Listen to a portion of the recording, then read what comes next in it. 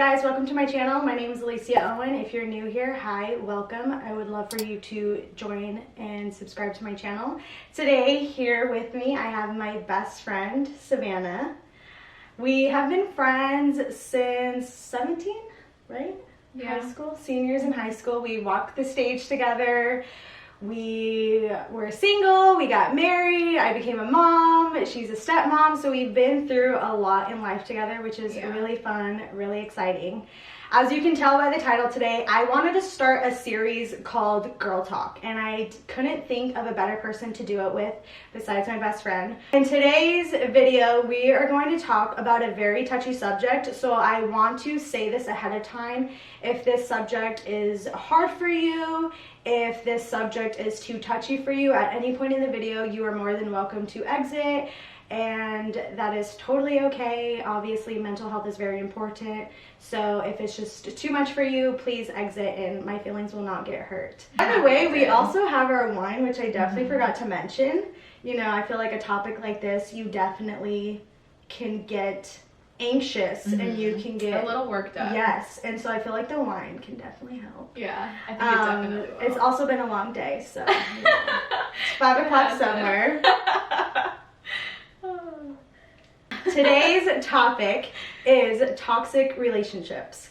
So we have both been in toxic relationships, whether it be a friendship, a boyfriend, a partner, whatever it is. We've actually both had toxic friendships with other people. We've also both had toxic boyfriends, and we were in each other's lives during that time as well. So I thought that was a nice first topic to kind of talk about with this series. Like I said, it's a very touchy, sensitive subject for some people, but I also think it's very important to shed light on toxic relationships.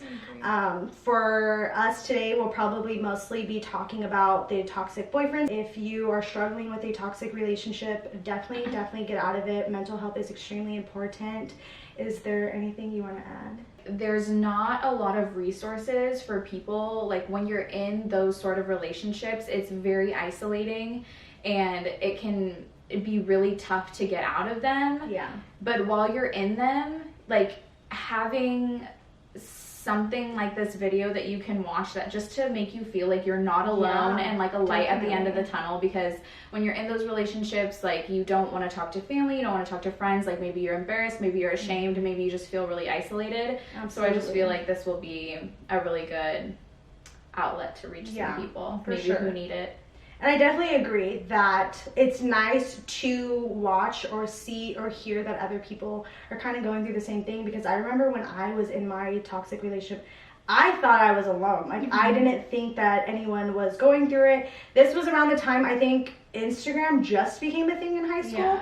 So a lot of people at that time, it was just filtered things. It was just, you know, what you're eating and what you're doing with your friends on weekends. It wasn't, you know, women posting their postpartum bodies. It wasn't, you know, people having real struggles. It was just the pretty things. Kind of gonna backtrack here a little bit. So like I said, me and Savannah met when we were 17. We played soccer together in high school. Our junior and year. So maybe we were 16. We met when we were 16, but we did not like each other. Yeah, she more so did not like me. Okay, reasons. There was reasons. Okay, it was a miscommunication. It was like almost 10 years ago. Yeah. So. Oh my god, dude, yeah. That was a really long time ago. Holy shit, we're getting old. We had a English class together. We weren't that fond of each other. And then it wasn't until our senior year, we were 17, we played on the same soccer team. And I don't really know what it was that started, but we kind of just had a different opinion about each other. Maybe it was like the outside people that we were friends with at the time didn't have as big of an influence on us anymore. And so we kind of just put things aside and we just slowly started becoming friends. Yeah. And then I entered into my then toxic relationship, which I didn't know was toxic at the time. And that kind of pumped the brakes on our relationship. The person I was with wasn't too fond of Savannah. And so for me to make things work and to kind of just keep the peace, which is another, I feel like, red flag in a relationship, a partner, whoever you're with, if they're not supportive of the or people, even friend, then I feel like that's a red flag. if they don't have a reason. Right. So when I would approach the situation and ask, like, why don't you like her? There was never a concrete answer for that. We kind of pumped the brakes on our friendship. I went through my relationship, and then it wasn't until I finally realized that this isn't for me anymore. I pulled myself out of the relationship. I reached out to Savannah, and we stayed up all night talking one night, and I kind of just laid my heart out on the table of everything I was going through, and like there was just no judgment. So that's how we became friends. Is there anything you want to add about our friendship? I had never met her or like had any conversations with you or anything like that. And so once we started playing soccer, it's like in school, you're forced to have interactions with people you wouldn't otherwise have. But then in something like a soccer team, it's much smaller. And so we just spent more time together. And I realized that she was a nice person and that she was fun to be around. And so it kind of just like went from there. And I will begin and kind of just touch base on what my relationship was like. I was 17 when I entered into the relationship that I didn't realize was toxic. One of the things now looking back, and this is something too that I learned, is when you're in the relationship, you don't really know it's toxic. And I didn't feel like it was toxic until I removed myself and looked back on everything, and I was like, oh my God, like that was bad. I also do want to say there was never any physical abuse in it. So that's also another thing to me that I was like, oh, well, he doesn't hit me, so it's not abusive. Exactly. Yeah. But come to find out later on when I was older and in college that just because there isn't any physical abuse, but there was the emotional abuse, like that still is toxic. So when we entered the relationship, I feel like one of the red flags that I should have caught on early on was the constant breaking up and getting back together. And it was maybe a week after we started dating, we broke up. And then the next day got back together. And then maybe a day or two later, we'd break up and get back together. And every time we would break up, it would be something that honestly I can't even remember anymore right now. It was slowly but surely like he would make comments about people in my life that I would just make the peace and kind of keep him happy. I would avoid those people. And speaking of that, another thing is me constantly trying to keep him happy. If you're in a relationship where you feel like you're putting your life on hold or walking on eggshells, or you're just trying to get by, like that is a big red flag. So for me, it was, for example, with Savannah, you know, I would hang out with her at soccer games, or, you know, after a soccer game, we would talk and he would see that and it would make little comments about it. And so then eventually I'd just be like, okay, if I don't talk to Savannah, I won't hear the comments anymore and I'll be fine. And then it was something else. And then slowly after I, you know, kind of started losing my friends, which at that moment I didn't even think about how lonely I was losing my friends. It was just, I want to make him so happy that I'm going to take these people out of my life. And, oh, he must not like them for a reason. Yeah. Maybe about 3 months into the relationship, which I feel like is still really early, I started having tension with my family. I'm very close to my mom, very close to my stepdad, very close to my brother, and I started distancing myself from them. Me and my brother's relationship became non-existent. Me and my stepdad would hardly ever talk to each other. Me and my mom would argue and butt heads a lot. And so all of this was very strange. It was not normal for me. I will admit, I'm not super social, but I feel like with my crowd of people, I'm funny, I can be goofy, I can let loose, and like I just wasn't. I was always serious. I was always kind of on the fence and alarmed when he was around. Like I can't say certain things, I can't do certain things. I am the type of person that like if a song comes on, I'll like sing the song but change the lyrics, and I wouldn't even do that anymore. I wouldn't like pretend dance. Like I definitely was not myself anymore. The relationship did end up lasting for about a year and a half before I was like, okay, this isn't for me, like I'm done. And then it took about 2 years in total, like 6 months after we broke up and separated. It took about 6 months after that for us to finally like completely be done. Go, yeah, just 100% done. I feel like for me, and this is gonna be, so whoever's watching, this is gonna be for you if you are in a toxic relationship. This is gonna be for you to determine, but I feel like everyone's breaking point and rock bottom is definitely different. Yeah. For me, it was, I have no friends. Me and my family aren't getting along. I'm not happy. And I would sit in my room some nights in the dark and like turn off the lights, like no TV, and I would just lay in my bed crying like I don't want to live like this forever. Yeah. And then in my mind, I knew like this isn't going to be my husband. I'm not going to have children with this person. Like if I feel like this now, like I know like this is not my person. It was just me being so scared to finally let that person go that kind of made me linger around. Yeah. And there was rumors that he was talking to other girls. When I was that age, I had never been exposed to toxic relationships. My mom met my stepdad and they always had a really good relationship. My dad wasn't really in the picture. Growing up, I was always taught a relationship is bad if they hit you. I wasn't getting hit, so I was like, okay, like I'm fine. Like that's what abuse is like physical. Exactly. You're not really taught about like mental, emotional abuse. Yes. And as I said previously as well, social media wasn't a thing. I didn't really watch talk show hosts, and so no one really talked about toxic relationship, domestic relationships or whatever. And so I never really knew what to look for. I never knew what red flags were. I never knew what to be aware of. Taking a break, we're doing a refill. Shit. I think for me, some things that stood out to me that, as I said, now looking back, I definitely want people to be aware of. Number one was the isolation, how lonely I became. No friends, constant drama and issues with my family. I couldn't even talk to his friends, and that's how bad it became. Yeah. Another thing was just, I guess, the little jabs at me. You're wearing this because you want attention. You're doing this because you want attention. You are talking to this person because you want attention. And just constantly putting me down. Yeah. And making you feel like you're doing something wrong when exactly, you're absolutely constantly not. doing something wrong. And it's like, I'm literally existing at this point to just try and make you happy and just get by a day without a fight. And it's just not happening. The biggest thing to me was that I felt like my life was being put on hold. Am I friends with this person? Am I not friends with this person? Do I cut this person out of my life? Do I not? Whereas for him, his life continued. He was making new friends. He was experiencing new things.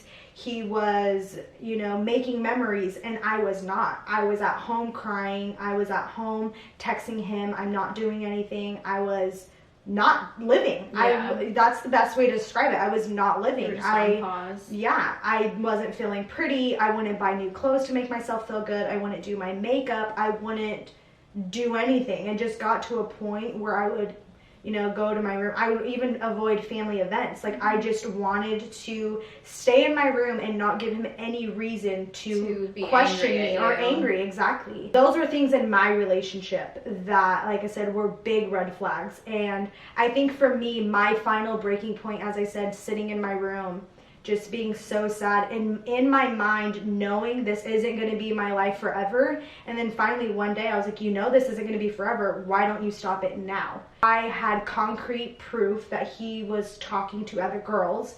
And for me, it was like everything that had accumulated, and then that on top of it, it was just like, okay, this is done. The last straw. This is not for me. Okay, I need to get out of this. It took those 6 months. Because I think for him, it was kind of, oh my God, you're leaving me? Like, you don't want me anymore? Yeah. And so it was just, okay, I'm sorry.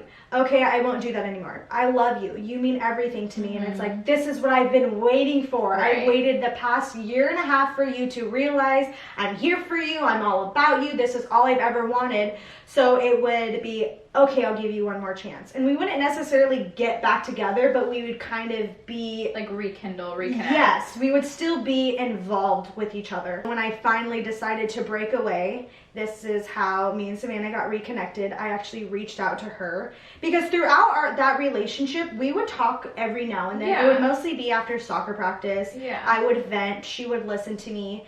And this is the most beautiful thing that I've always felt about our relationship. So I want to let you guys know, if you are in a toxic relationship or if you're feeling lonely, you need to find somebody to lean on.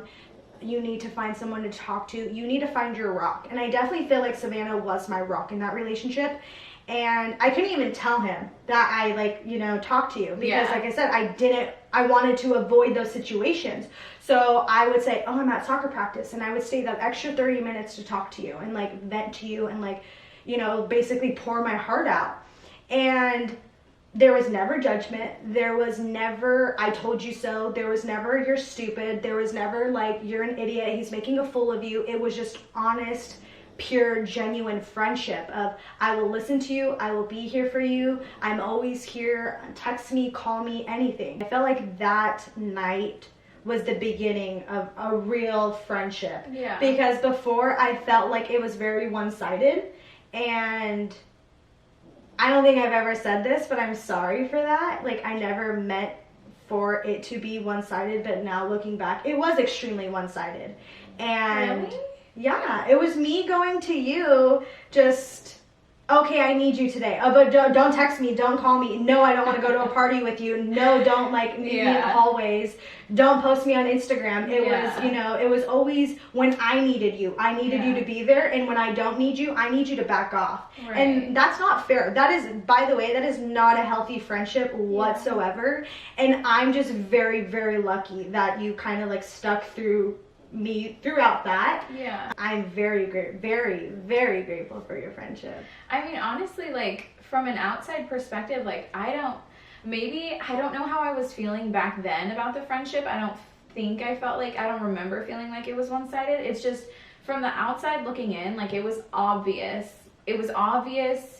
to an outsider that their relationship was very unhealthy because of the person that you were in the relationship with and how they would treat you and the things that they would say to you and their actions.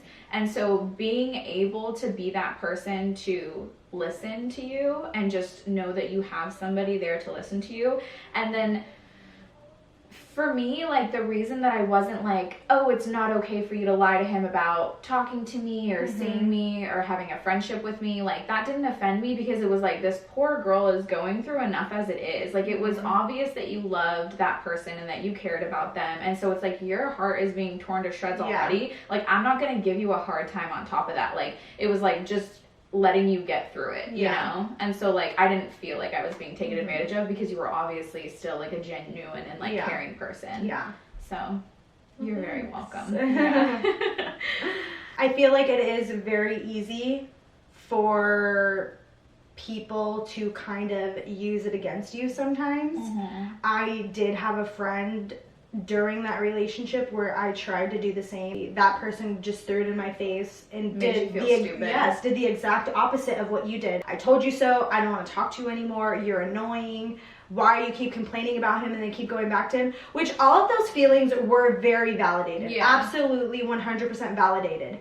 And if I were to put myself in her position, I could see why she felt that way. And so I think that's why I was very surprised that you weren't acting the same way and you were kind of just letting me be. Because it's frustrating. It's hard to watch someone that you care about repeatedly go back to someone who is mistreating them, but what they don't see is the inside of that relationship, what that person, that manipulative person, says to get you to come back, and you care about them. And so, you know, being that outside person and watching you repeat your mistake over and over again, it's frustrating because you're not listening to the advice they're giving, and then they have to watch you be hurt over and over again. And so it's easy to get frustrated and just want to be dismissive and not, like, entertain the conversation about it or help you get through it. If you have a friend, the best advice I can give you is be there, Savannah.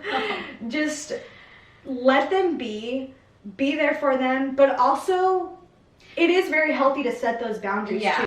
not only are you trying to be a good friend to that person, but you still have to look out for your own sanity. You still have to make sure that you don't get dragged into the cycle of just going around and around with them. Yeah. But definitely, like I said, set those boundaries, but just try to be their rock, because it is very, very lonely and isolating being in a toxic relationship, and only that person can get themselves out. Right. I remember when you got into your relationship, I did have those frustrations.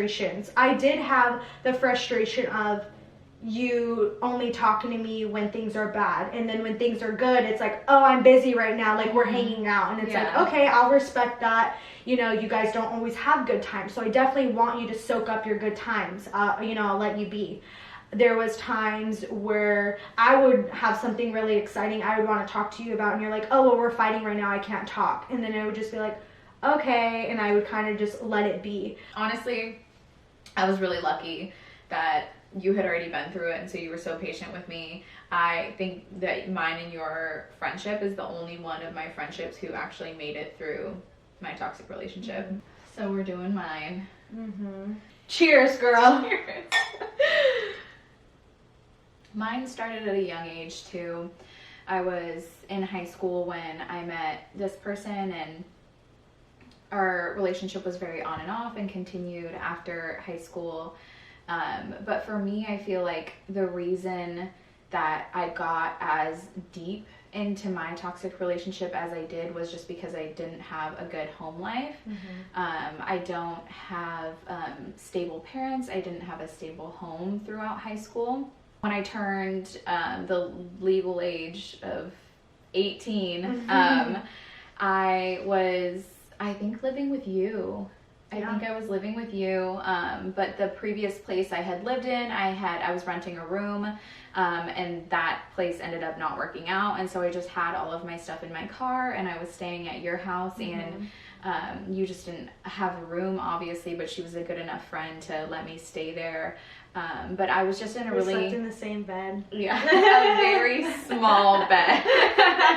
We snuggled hard for a long time. We got real close. I turned 18 and decided to get married. My partner was in the military, and so there was incentive to be married just for housing, for financial stability, and just because I didn't really have like a lot of roots in Sacramento, it just seemed like the most logical option for me at that time. And I knew it at the time that it probably wasn't the best decision. I wasn't at a place in my relationship where I wanted to be married, but just logically, I was trying to survive. See, that's why I was like, we need the wine, because it's a very touchy subject. Yeah. But I did have hope, and so I moved across the country, and I ended up living with him. And when you move somewhere for someone, my only advice to you is that you should feel extremely safe with that person, mm-hmm. that you should be able to rely on that person, but for like emotional support, like definitely. that when change. You're leaving your family and your life behind Exactly. to go kind of live in a life that's mostly suited for them. Right. Yeah, absolutely. Or and like completely new to you too. Yeah. It's just like that drastic of a change in environment. Like I know that a lot of people leave home when they're 18, mm-hmm. but it's to go to college, and so you're moving into a dorm of or some sort of housing where you're living with people who are experiencing the same experience as you, mm-hmm. and you're all new, you know? We got an apartment together, and I didn't have a car, and so the job I had in Sacramento, they told me that I could work at their location in the new state that I was moving to, but it ended up not working out. Mm-hmm. I didn't have a car for transportation, and the fighting began when I became dependent on him. He took advantage of that, mm-hmm. and things just got really bad, and I ended up moving back home, but we didn't lose contact, and we ended up getting back together, and then I moved somewhere else to live with him again, and things just never got better. There was signs of cheating. It was obvious that there was something going on, Something didn't feel right. Right. Yeah. And it's like the changing of passcodes, the turning your back when you're on your phone and never letting your partner see it. Absolutely. The staying late after work and not being home when you say you're going to be home. Not even giving like a heads up, like, hey, just so you're expecting this change in our normal schedule, I'm not going to be home at that time. Yeah. Like a normal respecting partner would do. Yeah. And there was just, nights where he wouldn't come home at all. And then the next day be like, oh, this happened at work and I got held over and, I never. That's it, fishy. Sus. Very sus. Very sus. Trust your gut. Yes, yeah. Ladies definitely. and gentlemen, trust your gut. My Cheers to biggest that. advice. Mhm. Yes. Yeah. Another flag to look out for. People who are doing something that they should not be doing are more apprehensive of their partner. Like they make you feel like you are doing something wrong and they accuse you of doing something that you're not doing.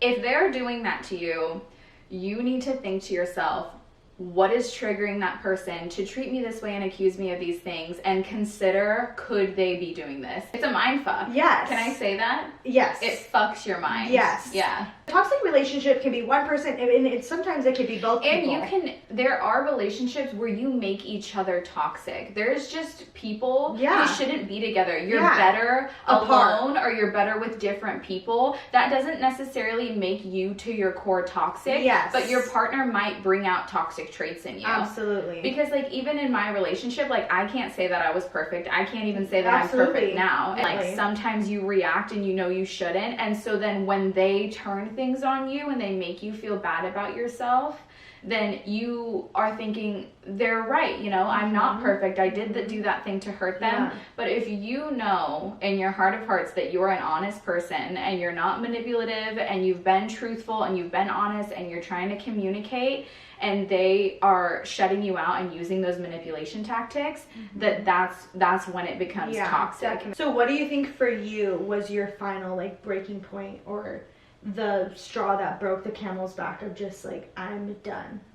Well, I mean, there was like a lot of fights towards the end. I genuinely think that like we both were nearing the end of the relationship. I don't think it was me who left and it was my decision to end the relationship, but there was fights we had, and I remember one fight of saying, you don't love me anymore. Like, you don't treat me the way that you used to treat me. You know, you're not intimate with me. You don't open up to me, and you're mean to me. Yeah. And he said, you're right. I don't care about you the way that I used to care about you, and I don't want to be with you. And there would be one day where he was like, you mean the world to me. You're everything to me. I can't live without you. But then that was like the first time that he said it, and it didn't seem like he said it in a way just to hurt me, like just in the heat of the moment. It was just like looking to hurt me. Like, he said it in a way where he was like, where you you're actually, right. Yeah, where you actually believed him. Yeah, and so then, we stayed together for a short period of time after that fight, but during that time it was me thinking, I don't have any friends anymore. My family won't talk to me because they're upset with the decision that I made to move down here and be with this person that they didn't approve of. Yeah. And I didn't have a job. I didn't have money. I didn't have a car. And so I was like, how do I leave? Because I had gotten myself so deep where I was like, okay, I want to leave and I'm ready to leave, but how do I do that? One night we went to sleep, and he fell asleep, and I was staying up and thinking, and I was thinking that I was ready to leave and that I was so unhappy and that my heart hurt, and I was worrying about where I would live when I came back to Sacramento and what I would do with my life. I didn't have any friends. I didn't have any family. I had nowhere to go, but I was really ready to get out of the relationship, and I went through his phone. I don't even know how I got his password. I was probably a stalker and guessed it. Literally, like, it was so embarrassing how easy it was to find something. It was like the first thing I clicked on, and it was like something about this girl he had been hooking up with the last place we were leaving, and he was reaching out to her, and he found out that she was coming to be stationed where he was stationed, and he was just saying that he couldn't wait to see her, and they were making plans to meet up when she got there. And it was the first and only thing, and like I remember my heart was racing and I was shaking. It's devastating. And yeah, another thing about already being in the toxic relationship is it's kind of expected, you know, like you always have feelings that they're doing something. At least I did. I did as well. Yeah, there was. But you just don't want to believe it, right? Yeah. And you try to make excuses for them, and obviously they're making excuses for themselves. Yeah, definitely. But then once you finally have that, like, okay, this is something that I can see with my eyes, and I know that you did, then it's a little bit more real. Yeah, and then I reached out to my sister, who I hadn't been talking to in months because of the relationship that I was in, and she said, yeah, you know, if you're ready to leave, then move back and I'll help you get on your feet. And she was like my saving grace at the time, and like I was just too ashamed and embarrassed to reach out to anybody else and say like, hey, I finally left him. You feel stupid, and people will make you feel stupid. Absolutely. Like your friends and your family, when you open up to them, and it's like you want to talk about how you're feeling, but you also don't want to leave them because you love them, and you're not ready to leave, you're not ready to let go, but you're still hurting. And so you keep confiding in these people, and then they get sick of you and they make you feel stupid, and they don't make you feel heard, and your feelings don't feel valid, and you're being hurt by the person that you're in a relationship with, but you're also being hurt by the people that you love and that you're confiding in, and it's just very isolating. We almost tend to feel like it's a failure if we give up on this person. Meanwhile, you forget about yourself, and then when you invest so much time, you invest emotionally, you invest mentally, and then when that relationship comes to an end, it's like a smack in the face of, oh my gosh, I failed. Don't wish a toxic relationship upon anyone. That is the hardest relationship I've ever been through, because gut-wrenching. Yes. Not only was it mentally exhausting, it's emotionally exhausting. It was exhausting. That's the best way I can sum up that relationship. And it's a huge sense of relief when you finally get out of it. I definitely feel like getting into a new relationship affected my relationship. Yeah. The mind games that I was exposed to in that toxic relationship, even though I had got rid of the toxic person, some of those toxic traits stayed with me. And I feel like when you are in a toxic relationship, if one person's toxic, slowly the other person picks up on that and becomes toxic as well. So I will definitely admit that I had my faults, and I definitely started becoming toxic as well. And as I said, I carried those toxic traits into my new relationship. I agree. 100%. You have to adjust. Once you've been through that toxic relationship and you get into another one, you're used to those ways. You're used to you have to break those fighting habits. And you're like walking on eggshells. So if they say anything, then you just go into this like fight or flight mode. Absolutely. It's scary. You have to retrain yourself to be normal, to function normally, and to be able to communicate and like think logically. I'm very grateful that my new relationship didn't become a toxic relationship. My partner was very patient and very loving. I think me opening up about my previous relationship gave him some insight too, to be more supportive. And thankfully all that happened because I'm married to him now. Honestly, we both got very lucky. I absolutely adore the person that she's with, and they're such a strong couple together, and they're both such great people, and they make each other better people. And them as a couple gets along great with me and my partner as a couple, which makes our friendship even stronger because we can spend time together, and we know that our partners get along and they want to spend time together as well, which even strengthens our friendship. Absolutely. And that's what you're looking for in a partner, is someone where you can do things together and not have to worry about the other person, not be constantly checking on them, making sure they're not upset, making sure they're not triggered, making sure that they're okay all night. With my husband now, we started off very casually. Yeah. And I had gotten out of my toxic relationship almost a year before my husband and I got together. I carried all of that with me. He was very patient and very understanding, and he would ask, why are you feeling this way?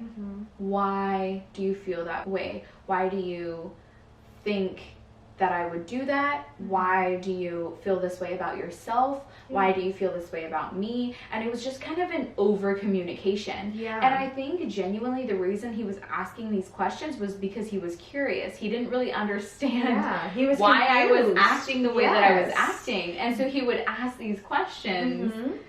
And then I would say things, and then he would be like, "Oh shit, like, she's fucked up." Yeah, like, seriously.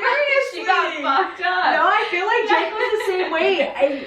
I would tell him why I was doing certain things, and he would just look at me like, "Whoa, yeah, you're messed up." Yeah, and it's kind of an eye-opening experience. If you need help, then definitely reach out to someone that you feel close enough to talk about it with. For sure. Hopefully this was helpful. Hopefully you know that you're not alone, and hopefully you know that there's a light at the end of the tunnel. You will make it out. Absolutely. All right, everyone, that's going to be the end of the video. That's all we have for you today. I really hoped that you enjoyed hearing our point of view and things. Better understand someone who is going through that situation. Absolutely. If you have a friend, hopefully us just talking about this and you listening can help you understand and find a better way to support your friend. I honestly have found it extremely therapeutic to, to get this out there to you guys, whether it resonates with you or not. The remaining episodes will definitely be funnier, lighthearted, and more easygoing. Things you want to see from us. Yes, absolutely. Games you want us to play, conversations you want us to have, anything like that. Any ideas? It doesn't have to be heavy like toxic relationships. We're here to have fun too. We're best friends. We enjoy having fun together. Cheers to that. Cheers to best friends having fun. I really hope you guys enjoyed this video. I really hoped you learned more about me, and I really hope you learned more about my best friend. You will definitely see more of her, and we will see you guys in the next episode of Girl Talk. Bye. I have a top on. Huh? Oh, yeah. I thought you farted. But then, God, why does my husband talk so flippin' loud? I think we finished the bottle. We did. Oh, wow. I want more.